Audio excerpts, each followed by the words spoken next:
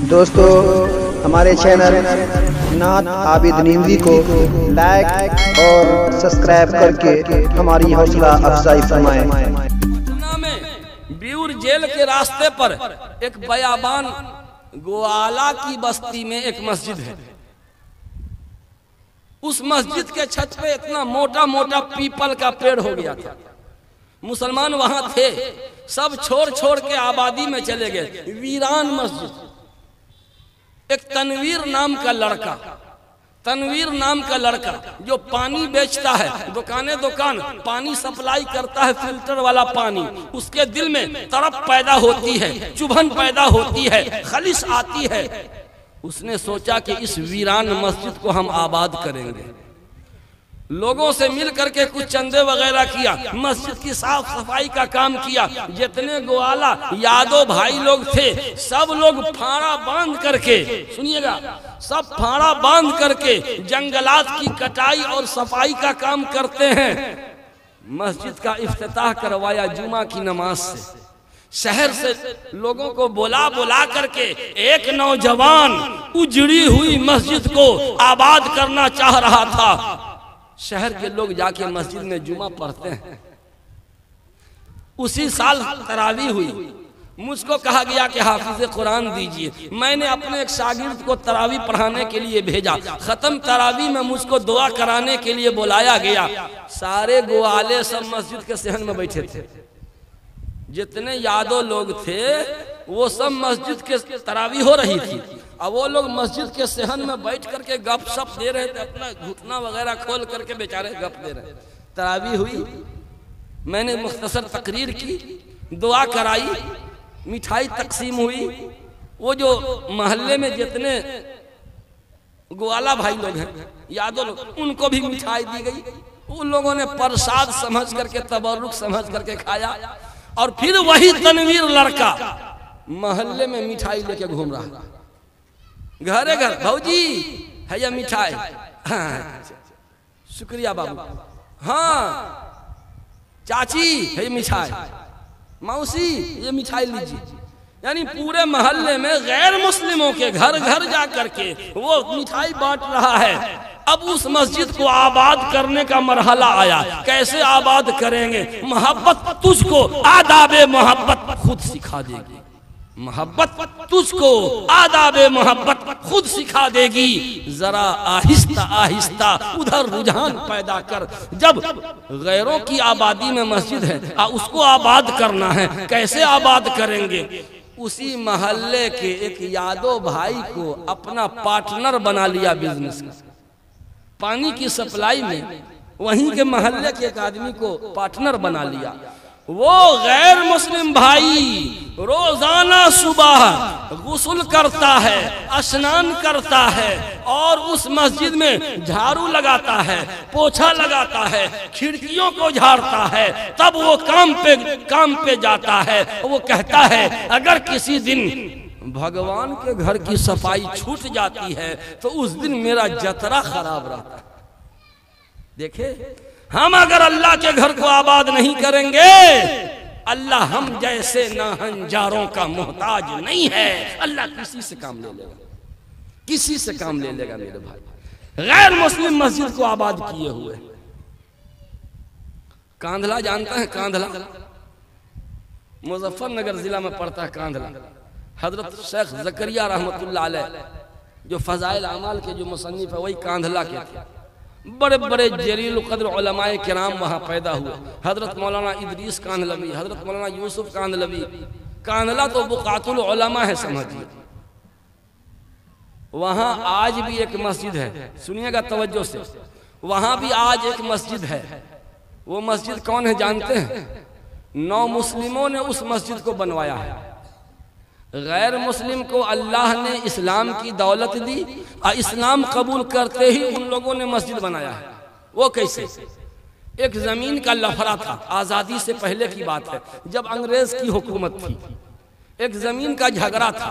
मुसलमान का दावा यह था कि जमीन मेरी, एक गैर मुस्लिम कांधला के गैर मुस्लिम का दावा था कि जमीन मेरी।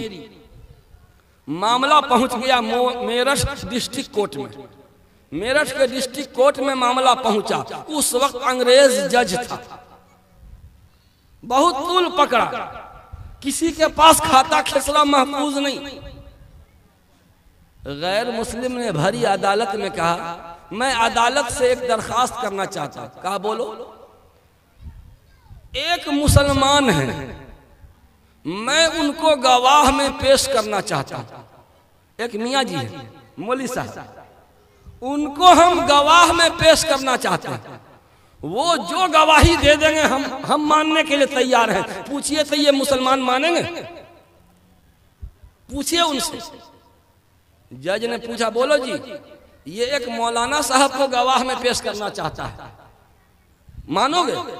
मुसलमान मुद्दई ने कहा कि क्यों नहीं, बिल्कुल। सोचा कि मौलाना है तो कुछ न कुछ तो साइड मारेंगे ही। कहा एकदम तैयार है। कौन है, नाम बताओ। वो कौन है जिसको तुम गवाह बना के लाना चाहते हो? कहा वो है मुफ्ती इलाही बख्श, हजरत शाह अब्दुल अजीज मुहद्दिस दहलवी रहमतुल्लाह अलैह के शागिर्द। कौन, क्या नाम बताइए? मुफ्ती इलाही बख्श, बड़े जलील कद्र अल्लाह के वली मुफ्ती है, शाह अब्दुल अजीज मुहद्दिस दहलवी रहमतुल्लाह अलैह के शागिर्द। कहा उनको मैं गवाह के तौर पे पेश करना चाहता हूं। अदालत ने कहा बिल्कुल ठीक है। नोटिस जारी हुआ गवाह के नाम के फला दिन फला तारीख को डिस्ट्रिक्ट कोर्ट में हाजिर हो करके गवाही दो। तुम्हारे गवाही पर फैसला अटका हुआ है, जैसी गवाही दोगे उसी के मुताबिक फैसला होगा। मुफ्ती इलाही बख्श ने जवाब लिखा कोर्ट को।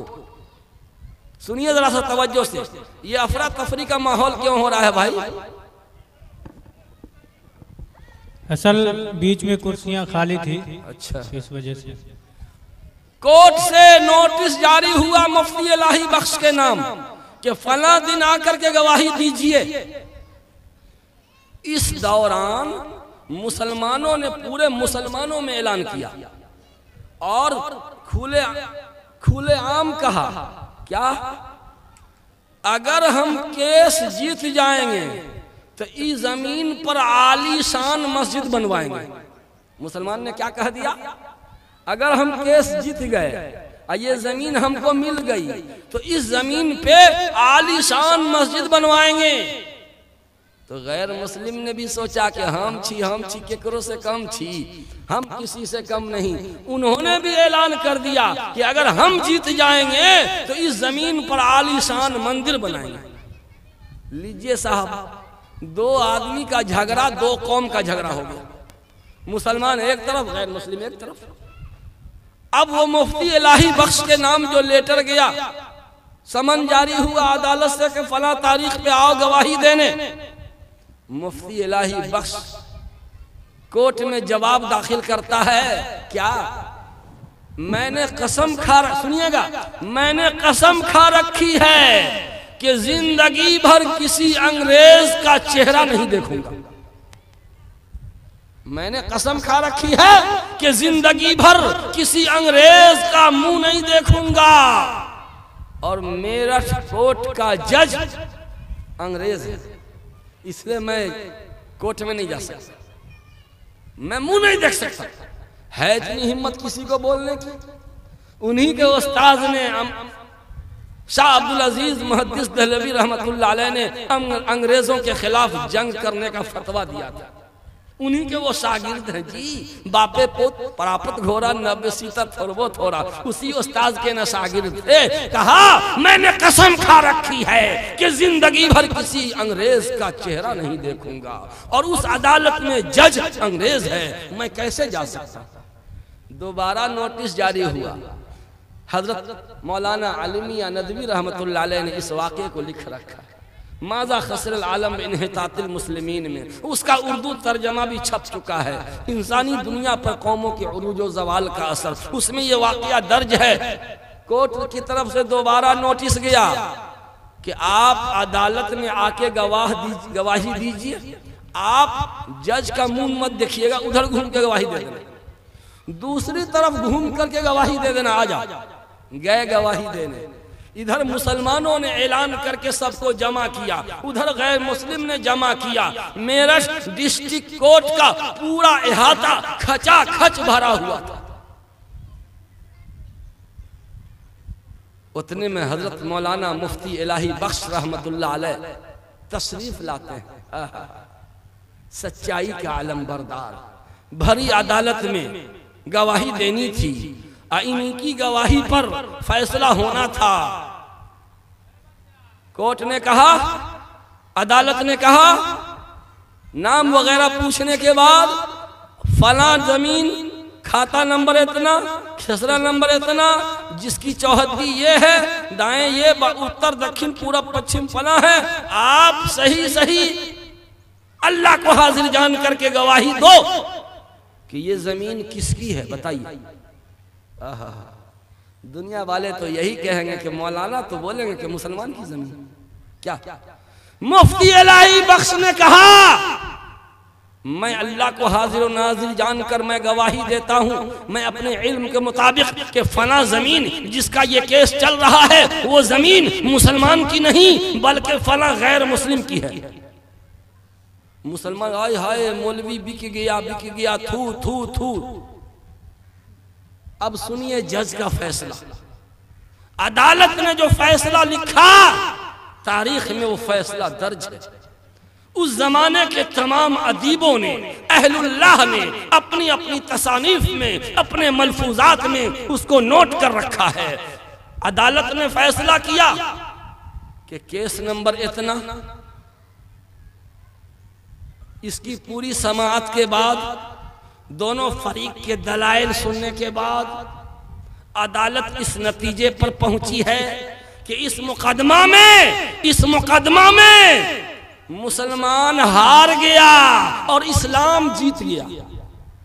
मुसलमान हार गया और इस्लाम जीत गया। ये क्या मतलब हुआ?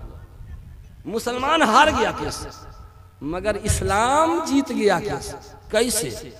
एक मुफ्ती इलाही बख्श ने मुसलमान के हारने की फिक्र नहीं की, इस्लाम हारने ना पाए।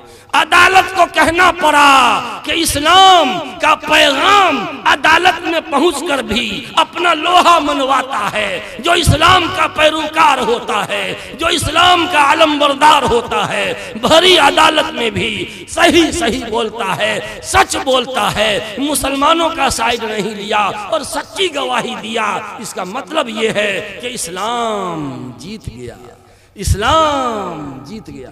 अब सुनिए आगे। वही गैर मुस्लिम लोग जिन्होंने कहा था कि अगर हम जीत जाएंगे तो आलीशान, लेकिन क्या बनाया उन्होंने? अल्लाह ताला ने, अल्लाहु अकबर, मुफ्ती इलाही बख्श के कदमों पर हजारों बिरादराने वतन गिरे। दिल में समा गई हैं क़यामत की शोखियां, दिल में समा गई हैं क़यामत की शोखियां। 2-4 दिन रहे थे, किसी की निगाह में, निगाह मर्दे मोमिन से बदल जाती हैं तकदीरें, निगाह मर्दे मोमिन से बदल जाती हैं तकदीरें। जो हो अज़्मे सफर पैदा तो कट जाती हैं जंजीरें।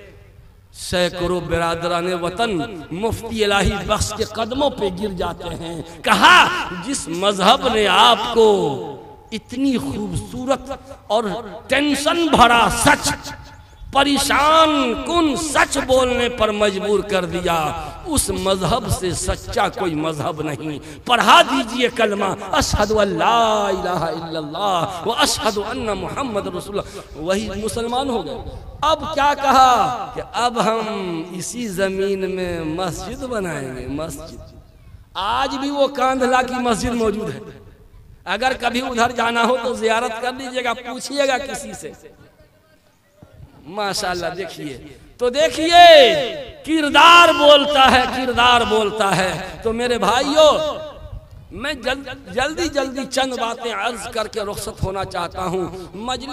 इस जलसे का उन्वान है इस्लाह मुआशरा भी और संगे बुनियाद मस्जिद भी है। दोनों पहलुओं पर हल्की हल्की मैं रोशनी डालना चाहता हूँ। सबसे पहली बात, आज बुनियाद पड़ेगी ना?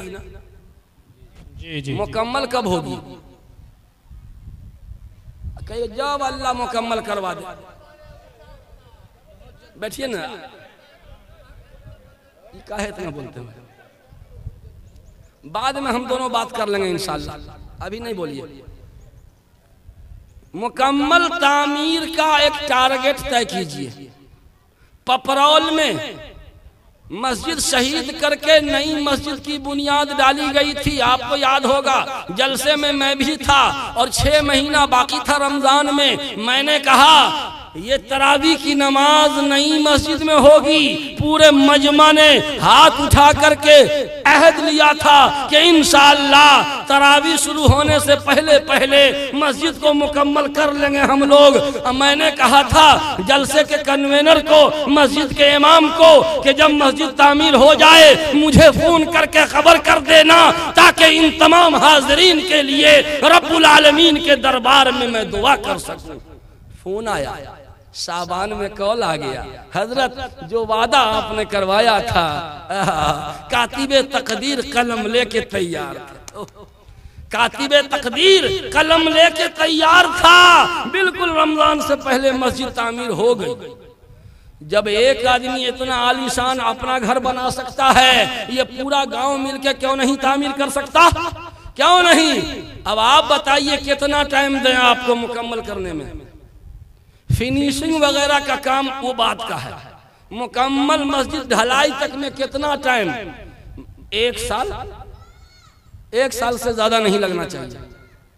1 साल के अंदर अंदर मुकम्मल मस्जिद तामीर होनी चाहिए।